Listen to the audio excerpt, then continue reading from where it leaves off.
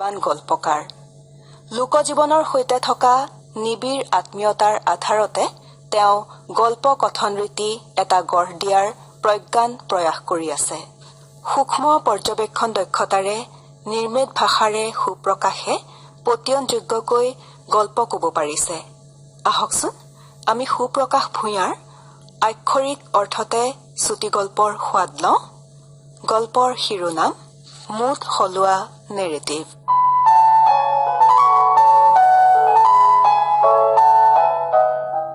গুৱা এখনি মুখত ভৰাই মানুহজন মেজৰ কাষত বহিছে। ওৰেতো দিন হাবিয়ে বনে কাঠৰ কামত তাকুৰি ঘূৰা দি ঘূৰি ফুৰোতেই গ'ল।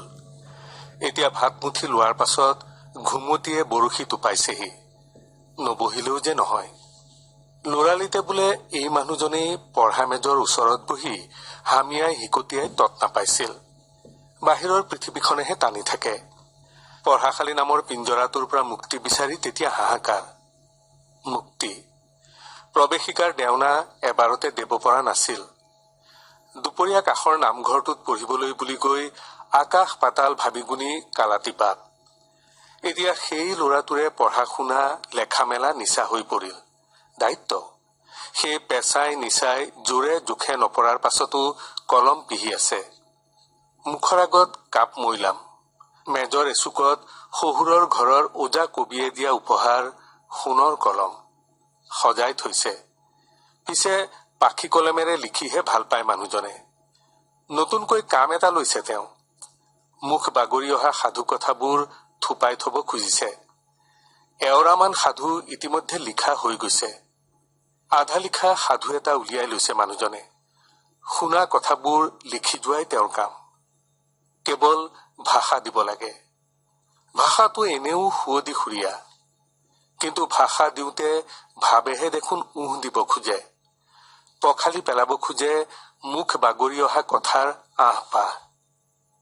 কিন্তু মানুহজনে তেনে কৰিব নোৱাৰে। তেতিয়া ই সাধু হৈ নাথাকিব, গল্প হৈ যাব। তেওঁ আচৰিত হয়, এটা সাধুৱে অতবোৰ গল্প সামৰি থৈছে। আধা লিখা সাধুটোত লুকাই থকা গল্পবোৰে মানুহজনক অবাক কৰে। এইবোৰ তেওঁ লিখিব অন্য ধৰণেৰে, অন্য কাহিনী আৰু চৰিত্ৰৰ মাজেৰে খুব সোনকালে। এই সাধুটো সাউদৰ, মানে সাউদে কোৱা সাধু। অলপ গমি পিটি চালেই ধৰিব পাৰি সাধুটো সাউদে সৰজিছে। সাউদে যেনেকৈ বুজাব খুজিছে, কব খুজিছে, তেনেকৈয়ে এতিয়া লিখিব লগা হৈছে। সাউদে যেনেকৈ চাবলৈ দিছে আটায়ে তেনেকৈয়ে চাই আহিছে কথাবোৰ। সাউদৰ চকুযোৰ পিন্ধিবলৈ মানুহজনৰ অসুবিধা হৈছে।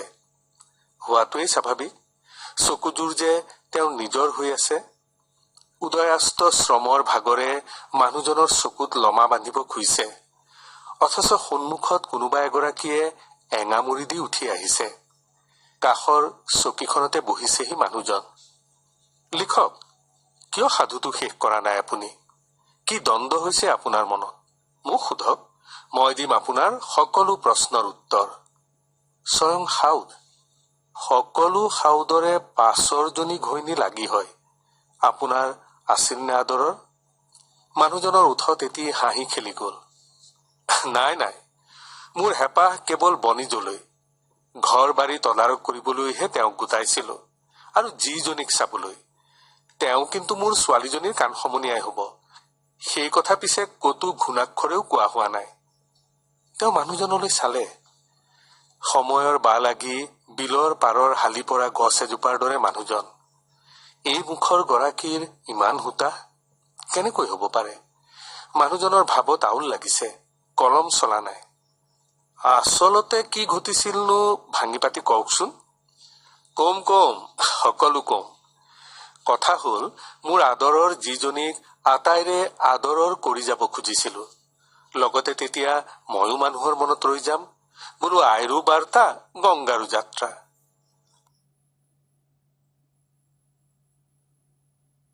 আপুনি চাব, যেতিয়া আপুনি লিখি থকা এই কাহিনী মানুহে পঢ়িব, আটাইকে তাইৰ বিননিয়ে বুকুত বিন্ধিব। যিয়ে এবাৰ শুনিব নাপাহৰিব কদাপি। তাইৰ সুৰ হব, গান হব, বুকুৱে বুকুৱে বৈ থাকিব সদায়। মানুহে তাইৰ দুখত চকুলো টুকিব। কম কষ্টখন খালেনে ঐ দেহি? তাইক থেতেলিয়াই মাৰিলে ৰাক্ষস এজনীয়ে। তাৰ পিছতো তাই লাও হৈ লাগিল, জৰা হৈ পকিল, ফুল হৈ ফুলিল। মানুহে শুনিলে, মানি ললে। কোনে দেখিলে? কোনোবা মাগনী বুঢ়ীয়ে, গৰখীয়া বা নাৱৰীয়াই। আটাইবোৰেই মোৰ মানুহ, মোৰ হাতৰ মুঠিত থকা মানুহ। ফুল এপাহক তামোলৰ চোবা খুৱাই মই শালিকা কৰিলো আৰু লৈ আনিলো। পানী গামোচা এখন পিন্ধি শালিকাজনী আকৌ এবাৰ আগৰ ছোৱালীটি হৈ পৰিল। মোৰ সাধুত মৰি মৰি জি উঠিল মৰমৰ জি। চাওক কিমান শকতি মোৰ, মৰা মানুহ জীয়াই তুলিব পাৰো। কিমান শকতি মোৰ মন্ত্ৰৰ। কমখন ভয় খাইছিল মানুহ মখাই, ভয়তে ভজি থাকিছিল মোক সাক্ষাৎ ভগৱন্তক ভজা দি। কেনেকৈ জীয়াই তুলিলে? তাই মৰাই নাছিল, সখীয়েকৰ ঘৰতে আছিল তাই। কিন্তু মই যি কলো আটায়ে বেদৰ বাণী বুলি মানি ললে। মন্ত্ৰ মাতি ফুলক শালিকা কৰিলো, শালিকাক মানুহ। কলা মেকুৰীৰ বগা কাণ, ডাকি বোলা ৰাম ৰাম। মোৰ কথা শুনি আটায়ে ৰাম ৰাম বুলিলে আৰু তাইক বুলিলে ৰাক্ষসী। তাৰো কাৰণ আছে, শুনক। কাৰণ জোৰমন। মোৰ জীক সখীয়েকৰ বিয়াৰ ঘৰত থৈ জোৰমন উভতি আহিছিল। এই জোৰমনৰ লগতে তাইৰ লেটি পেটিখন। মই ভাবিছিলো সফল কামিলা ডেকা জোৰমনক যিজনীলৈ চপাই লম। সেই জোৰমনকে তাই নিজৰ ফালে টানিলে। তাইক চাই থকা মোৰ বাবে আৰু অসম্ভৱ। তাইক খেদিবলৈকে সেই কাহিনী ৰচা হল। তাৰ পাছত তামোলে মেলিলে দাবী, কোন কলৈ যাবি। তাই কলৈ গল জানেনে? নেজানে। মোৰ মানুহে তাইক প্ৰাণে মাৰিব খুজিছিল। পিছে মইতো জানো তাই ইমান গুৰুতৰ অপৰাধ কৰা নাই। লঘু দোষতে জীৱবধৰ ভাগি হবলৈ বেয়া লাগিবই দিয়ক। সেয়ে চুলি কাটি মুখত চূণ সানি 7খন গাঁৱৰ বাজ কৰি তাইক খেদি দিলো। তাই গুচি গল। মাকৰ ঘৰলৈ যোৱাৰ কথাই নাহে। জমে নিয়া জোৱাই নিয়া বোলে একে কথা। আৰু জোৰমন, সিটো 7 ঘাটৰ চেঙেলি। সংগ সুখেৰে সি তাইক দয়া কৰিলো বুলিহে হয়তো ভাবিলে। আৰু মোৰ অগাধ সম্পত্তিয়ে তাৰ চকুত চমক লগাই থৈছে। মোৰ নাচনি পাচনি হৈ সি থাকি গল। বুঢ়াৰ হাতত চেঙেলি পৰিল। কোনো কথা নাই, তাই গুচি গল। কিন্তু কিয় নেজানো তাৰ পাছতো ভয় লগা এপাহ ঢেকীয়া ফুলৰ গতে তাই মোৰ মাজত থাকি গল। সদায় কিবা এটা অপমানত মোৰ ভিতৰৰ মানুহটোৱে ফুচফুচাই থাকিল। মই আপোনাক বুজাই কব নোৱাৰিম। তাইক খেদি দিয়াৰ মাহ চেৰেকৰ পাছত এদিন অচিনাকি ভেষ ধৰি তাইক বিচাৰি গৈছিলো। মৰিলে নে আছে চাই আহো বুলি। গৈ গৈ তাইক দেখিলোগৈ। পাহাৰ দাঁতিৰ সেই গাঁওখনৰ মানুহবোৰৰ কথা বতৰা দুচুৰা। প্ৰথমতে মই একো বুজি পোৱা নাছিলো। সিহঁতে কিন্তু মোৰ কথা বুজি পাইছিল। দুটামানে আমাৰ মাত কথাও সলসলীয়াকৈ কব পাৰে। তাতে দেখিছিলো ৰঙীন কাপোৰ পিন্ধা তিৰোতাবোৰৰ মাজত তাই জিলিকি আছিল। হাইলাক সিহঁতৰ মাজৰ এজনী হৈ পৰিছিল। তাই যেন তাতহে আছিল যুগ যুগ ধৰি। সিহঁতৰ লগত গান গাই গাই তাই খৰি লুৰিবলৈ গৈছিল। গানবোৰৰ সুৰটি কৰুণ যদিও তাত জীৱন আছে। তাৰ মানুহবোৰ মুকলিমূৰীয়া, কোনো বান্ধোন নাই। সিহঁতৰ লগত দেখোন তাই সুখতে আছে। মোৰ মুখত সাউদৰ সাধুটো শুনি জুমতলি নিৰাবলৈ অহা মানুহজাকে হুৱাই হাঁহিলে। কলে, কৰ মগনীয়া তই অ? ভৈয়ামৰ পৰা আহিছ নেকি তই? ঘূৰি যাগৈ যা, তাতে কগৈ। এই মিছলীয়াৰ সাধুত ভালবোৰো বেছি আৰু বেয়াবোৰো বেছি বেছি। কিবা বেলেগ কথা আছে ভিতৰত। আমি এবাৰ শুনিলেই গম পাই যাওঁ। সিহঁতৰ কথাত মই থতমত খাইছিলো। নিজে সৰজা সাধুটোক লৈ মোৰ অপাৰ সন্তুষ্টি যেন বতাহত মিলি গল নিমিষতে। মই গুচি আহিলো। তাই তাত মুক্ত আৰু সুখী। মই ভবাৰ দৰে অলিয়া বলিয়া হৈ তাই মৰি যোৱা নাই। তেতিয়াৰ পৰা মোৰ অশান্তি বাঢ়িল। তেনেহলে মই লিখি থকা কাহিনীটো মিছা? এতিয়া আপুনি কোৱা কথাবোৰহে সঁচা নেকি? নাই নাই, আপুনি এইবোৰ কথা সাধুটোত লিখিব নালাগে। তেতিয়া এইটো আৰু সাউদৰ সাধু হৈ নাথাকিব। মানুহে কলেও একো বিশ্বাস নকৰিব। মোৰ যি অমৰ হৈ থাকিব লাগিব আপোনাৰ সাধুত। আটাইৰে বৰ মৰমৰ সাউদৰ যি। 7খন গাঁৱে উচুপি থাকে সাউদৰ জীৰ সাধু শুনি। আপুনি দেখোন থৰ লাগিলে। আজিকালি গোহাঁই বৰুৱাৰ লগত আপোনাৰ কেনে?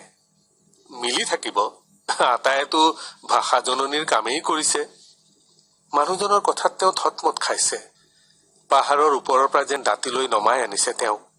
দ্বিধা ঢাকি তেওঁ কলে, যদি সঁচা হয় অদূৰ ভৱিষ্যতে ইয়াক কোনোবাই তুলি ধৰিব।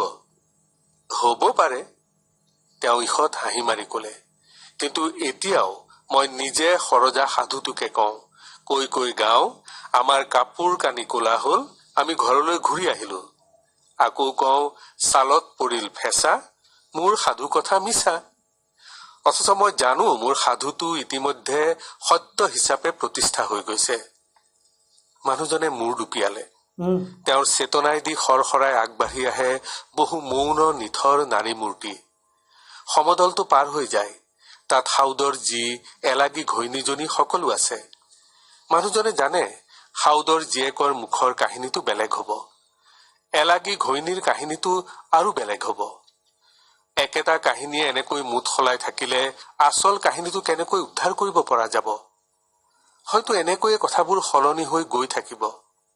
তেওঁৰ দুচকুত এইবাৰ ভাহি আহে কেইটামান নতুন চৰিত্ৰৰ ছয়াময়া মুখ।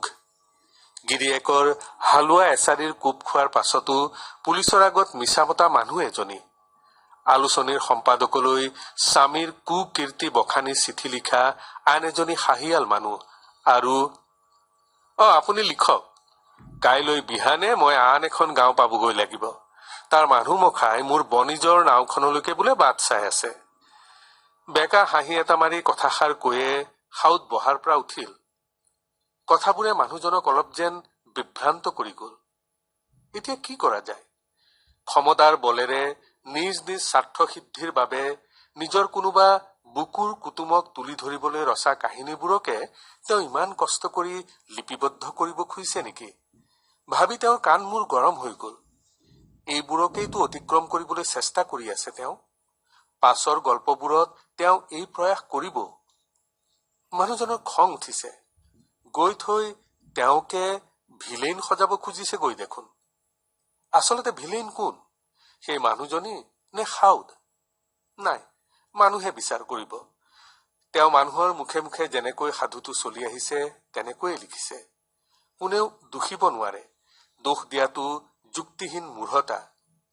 মানুহজনে কাগজ কেইখন কাষ চপাই আনিলে। তেওঁ সাউদৰ সাধুটোকে লিখিলে, সাউদে কোৱা জীয়েকৰ সাধুটোকে। কিন্তু কিতাপখনৰ নামটোহে থিৰ কৰা নাছিল। এতিয়া কৰিছে। নামটো সেই এলাগী মানুহজনীৰ নামেৰেই ৰাখিব, বুঢ়ী আইৰ সাধু।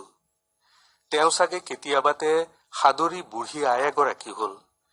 যাবৰ পৰত সাউদে গুণগুণকৈ গাইছিল, ঢেকীয়াই মেলিলে থোৰ, আমাৰ কথাৰ পৰিল ওৰ। সঁচাই ওৰ পৰিল নে? কাষৰ বিচনাত নিজৰ মানুহজনীয়ে বাগৰ সলাইছে। শোৱাপাটিত পৰাৰ আগতে লৰালৰিকৈ তেওঁ কাঠৰ হিচাপ নিকাচৰ বহীখন উলিয়াই ললে। হিচাপটো থাপতে কৰি থোৱা যাওক, তেতিয়া কাইলৈ সুবিধা হব। অংক কৰি থাকোতেও তেওঁ ভাবিলে, যদি সাউদে কোৱা সাধুটো সঁচা, যদি সাউদে কোৱা সাধুটোকে তেওঁ লিখিলে, তেন্তে সাউদ আৰু তেওঁৰ মাজত কি পাৰ্থক্য থাকিল? নাই, লোকমনৰ পৰা লেচেৰি বুটলা দি বুটলিহে লৈছে তেওঁ এই সাধু।